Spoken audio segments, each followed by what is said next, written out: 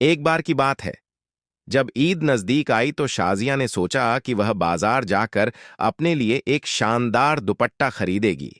वह बाजार पहुंची और दुकानदार से बोली, भाई, मुझे एक ऐसा दुपट्टा दिखाओ जो बड़ा हो, चमकदार हो और सबको लगे कि मैं कोई शहजादी हूं। दुकानदार ने एक खूबसूरत लाल दुपट्टा निकाला जिस पर जरी का काम था और चमक ऐसी कि दूर से ही नजर आ जाए। शाजिया ने दुपट्टा हाथ में लिया, इधर उधर घुमाया और फिर बोली, ये तो बहुत अच्छा है, लेकिन ईद पर मेरी सहेली आलिया भी आएगी और अगर उसने इससे बेहतर दुपट्टा पहन लिया तो मेरी इज्जत का जनाजा निकल जाएगा। दुकानदार हंस पड़ा और बोला, बीबी, चिंता मत करो, मैं तुम्हें ऐसा दुपट्टा देता हूं कि आलिया तुम्हारे सामने फीकी पड़ जाए।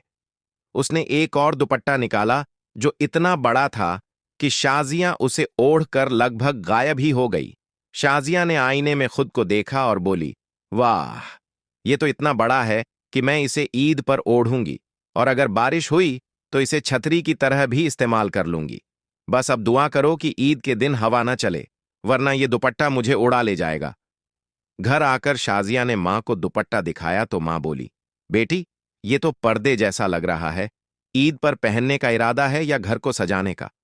शाजिया हंसकर बोली, मां, ईद पर सबको पता चलेगा कि दुपट्टे का मतलब सिर्फ सिर ढकना नहीं, धूम मचाना भी होता है।